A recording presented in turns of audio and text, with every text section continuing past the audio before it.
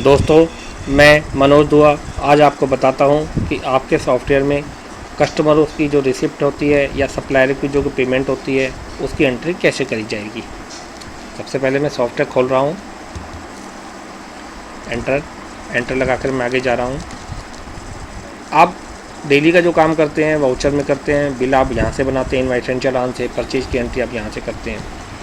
अगर आपके कस्टमरों के से पेमेंट आई है तो आप उसकी एंट्री यहाँ से करेंगे, और अगर आपने किसी सप्लायर को पेमेंट करी है तो उसकी एंट्री आप यहाँ से करेंगे। तो मैं कस्टमरों से पैसा आया है उसकी एंट्री मैं यहाँ से कर रहा हूँ। यहाँ पर आपसे पूछता है कि कैश आया या चेक आया, तो कैश की एंट्री कैश से करूँगा, चेक की एंट्री चेक से करूँगा। आप चाहें तो डायरेक्ट बिल नंबर देकर उसकी एंट्री कर सकते हैं कैश की, ये कैश की मानी जाएगी। ये सेल्समैन वाइज है, जैसे आप लड़कों को बिल देते हैं, अगर आप ये चाहते हैं कि मैं लड़के के नाम लिख दूं, शाम को जब वो पेमेंट लेकर आए तो मैं उसका नाम खोलूं, जो मैंने बिल दिए थे वो सामने आ जाए, और वहाँ पे मैं जिस बिल की वो पेमेंट लाया है वहीं पर एंटर लगाकर उसकी पेमेंट चढ़ा दूं, तो उसका ये जो प्रोसेस है वो यहाँ से एंट्री किया जाएगा। यहाँ से एरिया वाइज एंट्री अगर आप करना चाहते हैं कि भाई मैंने एरिया का नाम दिया और उस एरिया के सारे बिल आ गए, जिस बिल की पेमेंट मुझे चढ़ानी है मैंने पेमेंट चढ़ा दी। जनरली हमारा कैश और चेक यूज़ होता है या बिल नंबर वाइज यूज़ होता है या सेल्समैन, एरिया वाइज ज़रा कम यूज़ होता है। तो अब मैं फ़िलहाल कैश वाला ऑप्शन आपको बता रहा हूँ। कैश पे मैंने एंटर लगाया, ये आपसे डेट पूछ रहा है कि किस डेट की आप एंट्री करना चाहते हैं। जैसे मैंने 25 तारीख दी, 25 तारीख पे मैंने एंटर लगाया, तो 8 की तारीख में मान लीजिए 4 पार्टी से पेमेंट आई है तो चारों की एंट्री यहीं करी जाएगी, और अगर 10 पार्टी से पेमेंट आई है तो 10 की एंट्री यहाँ करी जाएगी। अगर किसी डिफरेंट डेट में एंट्री आई है तो डिफरेंट डेट बदल लेंगे एस्केप करके। तो मैं ये एंट्री कर रहा हूँ। अब मान लीजिए पंकज मेडिकल स्टोर से मान लीजिए मेरे को 150 रुपये की पेमेंट आई है, तो मैंने पी लिखा, पी वाली पार्टी आ गई, मैंने पंकज मेडिकल स्टोर पर एंटर लगाया। अब ये मेरे से अमाउंट पूछ रहा है, मैंने लिख दिया 150 रुपये आए हैं। यहाँ नरेशन में आप लिख सकते हैं कि कौन सा लड़का लेके आया, इसके बारे में जानकारी लिखना चाहें तो लिख सकते हैं, अदरवाइज़ खाली छोड़ दीजिए। अब मेरे से ये पूछेगा कि 150 रुपये जो आए हैं वो किस बिल के आए हैं। यहाँ आपको बिल वाइज लिस्ट तैयार करनी है कि बिल नंबर 17 में इतने पैसे 100 रुपये आए हैं, बिल नंबर 18 में मेरे 50 रुपये आए, इस तरीके से। तो आपको यहाँ एक लिस्ट तैयार करने के लिए मैं ऐड पर एंटर लगा रहा हूँ, आपसे बिल नंबर पूछ रहा है, तो आपको यहाँ बिल नंबर टाइप नहीं करना, यहाँ आपको लिस्ट मिलेगी आउटस्टैंडिंग की। तो आप यहाँ दोबारा एंटर लगाइए, तो आपके पंकज मेडिकल स्टोर पे के ऊपर जितने बिल बकाया हैं उन सब की यहाँ पर लिस्ट आ जाएगी। अब देखिए पंकज मेडिकल स्टोर पर एक बिल बकाया है, बिल नंबर 1 938 रुपये का ये बिल है, और 938 पूरा का पूरा बैलेंस है। तो मैं यहीं पर एंटर लगा रहा हूँ। तो इस बिल में मुझे 150 रुपये आए हैं, मैंने यहाँ 150 रुपये भर दिए। तो डिस्काउंट मुझे कुछ नहीं काटा, मैंने एंटर लगा दिया। तो देखिए मैंने 150 रुपये की पूरी डिटेल बता दी। अगर मैंने यहाँ 100 रुपये की डिटेल बताई होती तो मुझे यहाँ पे 50 रुपये किसी दूसरे बिल के बताने पड़ते हैं। मतलब यहाँ 4 बिल भी हो सकते हैं, 6 भी हो सकते हैं, लेकिन टोटल 150 ही आना चाहिए। तो जब ये 150 रुपये बिल जाए, एस्केप करके मैं बैक जा सकता हूँ। बड़ी आसानी से मैंने पेमेंट चढ़ा दी।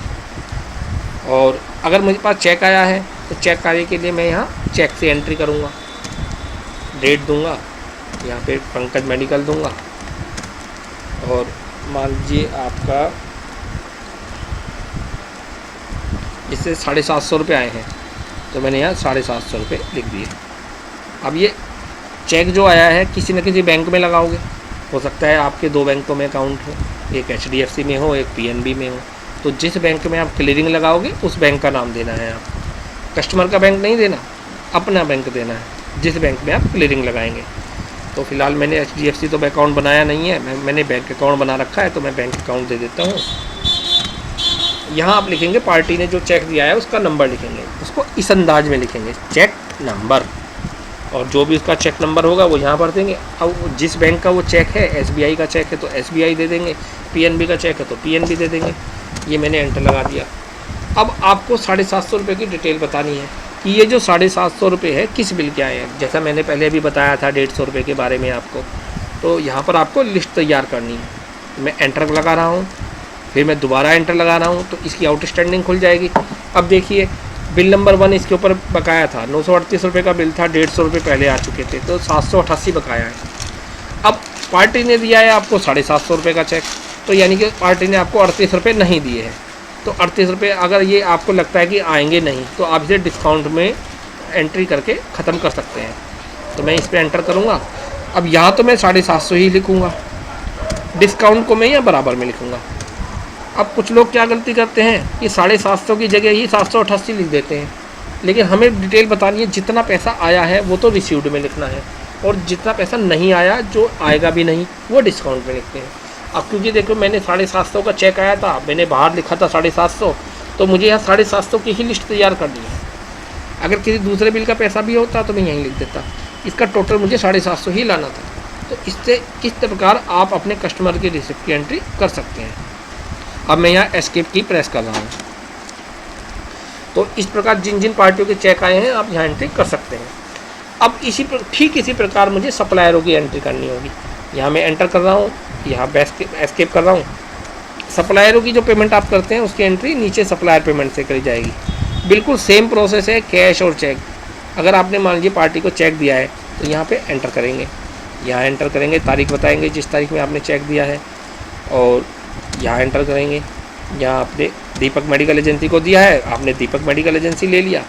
जिस बैंक का आपने चेक दिया है, आपका बैंक जिस HDFC का दिया है तो HDFC, आपने अपने PNB का चेक दिया है तो PNB। अब मैंने फ़िलहाल बैंक नहीं बना रखा है, मैंने बैंक अकाउंट बना रखा है, तो मैं ये बैंक अकाउंट दे देता हूँ। तो जो भी आपने चेक दिया है यहाँ पे चेक नंबर लिखेंगे, और जो भी आपने चेक का अमाउंट दिया है, मान लीजिए आपने 5000 रुपये का चेक दिया है तो 5000 रुपये। अगर आपने RTGS कराया है, NEFT कराई है और उसमें आपके कोई चार्ज लगे हैं तो आप यहाँ DD कमीशन में लिख सकते हैं। अब मैं एंटर लगा रहा हूँ तो देखिए सेम बिल्कुल उसी प्रकार विंडो आई जैसे कस्टमर रिसिप्ट में आई थी, कि आपको बताना है कि 5000 रुपये मैंने कौन से बिल के पेमेंट करे हैं। तो ये एक बिल का पेमेंट भी हो सकता है, 2 बिलों का पेमेंट भी हो सकता है, 4 का भी हो सकता है। आपको यहाँ लिस्ट तैयार करनी है बिल वाइज, कि इस बिल नंबर में इतना पेमेंट आया है, इस बिल नंबर में इतना पेमेंट आया है। यहाँ मैं ऐड पर एंटर लगा रहा हूँ।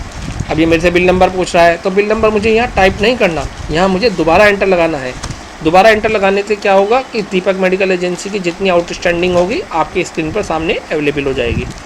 देखिए आपका दीपक मेडिकल एजेंसी का बिल नंबर 1122 10,500 रुपये का है, और पूरा का पूरा पैसा बैलेंस है। तो मैं एंटर लगा रहा हूँ। तो इस बिल में मैंने जितना पेमेंट करा है मैं यहाँ इसके सामने लिख दूँगा।